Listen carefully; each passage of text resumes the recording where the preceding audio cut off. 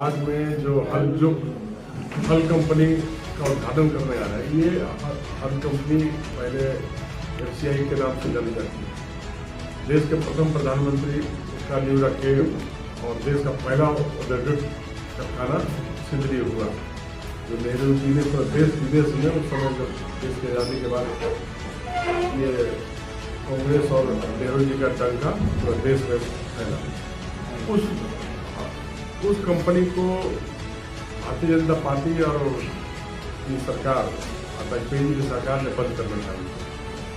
अब उसी को नाम चेंज करके हल के नाम से प्रधानमंत्री मोदी जी उसका उद्घाटन करने के लिए आ रहे हैं, उसका उद्घाटन करने के लिए आ रहे हैं। उस पर हम उनसे जानना चाहते हैं कि धनबाद जैसा बड़ा जिला एम्स क्यों नहीं, एयरपोर्ट क्यों नहीं, और जो धनबाद के सांसद हैं उन पर प्रधानमंत्री ने यह एक्शन क्यों नहीं लिया कि हमारा सांसद उनके पास क्यों नहीं धनबाद के अस्तित्व के लिए, धनबाद के विकास के लिए उनसे किया। कुंभकर्ण की तरह बैठे हुए हमारे जो यहाँ के सांसद है, पता नहीं लोग इनको क्यों मतलब के इनको प्रतिनिधि चुनते, ये समझ से परे वाली बात है। तो इन्हीं सब कारणों से लेकर के आज हम लोग प्रेस कॉन्फ्रेंस कर रहे हैं। और एक बात जो आपको जो कल जो आ रहे हैं यहाँ पे अपना चुनावी सभा करने के लिए परसों आ रहा है, तो मैं उस पर एक बात आपको कहना चाहूँगी। अरे मोदी जी, आपको आने की क्या जरूरत है धनबाद?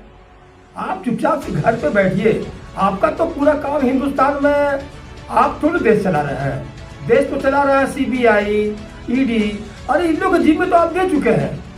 आप घर पे बैठ के आराम कर करके दे दीजिए, सिर्फ कि वहां जाकर के छापा मारो, उस नेता के घर में जाओ और उसको खींच करके लाओ, डरा कर करके जो ये राजनीति हो रही है। तो आप सच्चाई यही है, ये बहुत बड़ी बात मैं बोलने जा रहा हूँ कि देश को नरेंद्र मोदी जी नहीं चला रहे हैं। देश को यहाँ पे जो है ED और CBI और अन्य जो।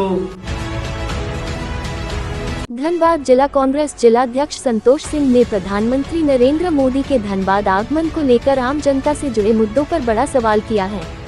जिलाध्यक्ष संतोष सिंह ने कहा कि 2014 में केंद्र और झारखंड राज्य दोनों जगह डबल इंजन की सरकार थी। उस समय भाजपा की रघुवर सरकार ने जनता से यह वादा किया था कि धनबाद में गया पुल के पास एक अंडरपास और एक अतिरिक्त फ्लाईओवर का निर्माण होगा। उसके बाद न तो रेलवे ने उस पर कोई कदम उठाया और न ही रघुवर सरकार कैबिनेट से पास हुई योजना धरातल पर उतर पाई।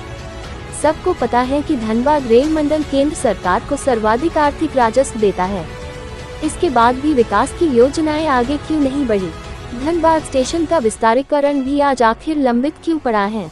इसके बावजूद भी आपने धनबाद के विकास विरोधी सांसद पशुपतिनाथ सिंह से कोई सवाल क्यों नहीं किया और पूछा कि कहा कि अगर वाकई प्रधानमंत्री मोदी की मंशा स्पष्ट है तो 2018 में हरल कंपनी की शुरुआत के साथ धनबाद में एयरपोर्ट बनाने की भी शुरुआत हो जानी चाहिए थी, पर यह नहीं हुआ। आखिर धनबाद की जनता के साथ यह सौतेला व्यवहार क्यों किया गया? मोदी जी को यह भी बताना चाहिए कि सांसद PM सिंह जी के निकारेपन के कारण धनबाद में प्रस्तावित एम्स नहीं बनकर किसी दूसरी जगह कैसे चला गया। आज प्रेस कॉन्फ्रेंस का मुख्य उद्देश्य क्या है जो आप अचानक प्रेस कॉन्फ्रेंस? देखिए, आज हम लोग 1 तारीख को प्रधानमंत्री मोदी जी धनबाद आ रहे हैं और वो हल कंपनी का उद्घाटन करने के लिए हम इस प्रेस कॉन्फ्रेंस के माध्यम से उनको हम बताना चाह रहे थे, पूरे उनसे सवाल करना चाह रहे थे कि धनबाद में जो हल कंपनी का उद्घाटन करने आ रहा है, ये हल कंपनी पहले FCI के नाम से जानी जाती है।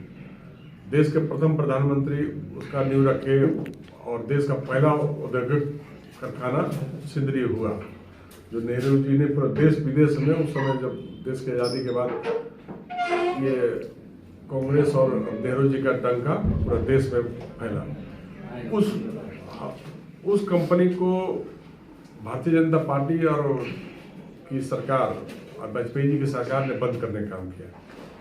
अब उसी को नाम चेंज करके हल के नाम से प्रधानमंत्री मोदी जी उसका उद्घाटन करने के लिए आ रहे हैं, उसका उद्घाटन करने के लिए आ रहे हैं। उस पर हम उनसे जानना चाहते हैं कि धनबाद जैसा बड़ा जिला है, एम्स क्यों नहीं, एयरपोर्ट क्यों नहीं, और जो धनबाद के सांसद हैं उन्होंने उन पर प्रधानमंत्री ने यह एक्शन क्यों नहीं लिया कि हमारा सांसद उनके पास क्यों नहीं धनबाद के अस्तित्व के लिए, धनबाद के विकास के लिए उनसे ये किया। डीसी रेल लाइन पर भी तरह तरह का भ्रांतियां फैलती रही है और वो जानने का काम किया गया। और डबल इंजन की सरकार काम कर रही थी रघुवर दास और मोदी जी के केंद्र में और झारखंड में, उसके बावजूद भी धनबाद में फ्लाईओवर का बात हुआ, वो भी अंडरपास बनाने की बात हुआ, वो भी अधर में रहा। इसलिए प्रधानमंत्री मोदी जी से सवाल है हमारा, उसको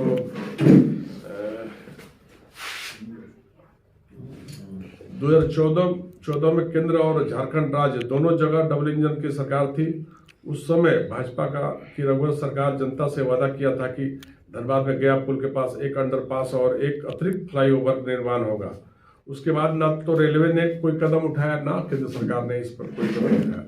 तो नरेंद्र मोदी जी सिर्फ चुनावी रैली करने के लिए आ रहे हैं, न कि धनबाद की जनता का भलाई करने के लिए। और आखिर केंद्र के द्वारा अपने ये कांग्रेस सरकार के द्वारा किए गए कार्यों को क्यों लिपापोती करना चाहते हैं? उसका नाम जो आज हरल दिए हैं उसको FCI रहता तो क्या दिक्कत था? उनका एक ही मंशा है कि नेहरू जी का जो नींव रखा हुआ FCI, और क्या उसको उत्पादन होगा? यूरिया ही होगा जो नेहरू जी ने, उसको दोबारा उद्घाटन का क्या मंशा है, और उसको विस्तार का रूप दे सकते थे। उसी को हमारा ही भाजपा कांग्रेस सरकार के समय का दिया हुआ प्लांट को नामांकन कर करके अपना ठप्पा लगाना चाह रहे हैं। ये इस मुद्दे पर हम प्रधानमंत्री मोदी जी से ये सब सवाल हम लोग करना चाह रहे हैं, जो आपको हम विस्तृत रूप से दे भी दिए। आज कार्यालय में प्रेस वार्ता किया गया कि वजह क्या है? देखिए, जैसा कि आप लोगों को मालूम है कि कल 1 मार्च को देश के क्या दुनिया के सबसे टॉप लीडरों में से, जैसा कि भाजपा का कहना है कि विश्व गुरु अभी इन लोगों के जवान से आते हैं, नरेंद्र मोदी जी धनबाद पधार रहे हैं।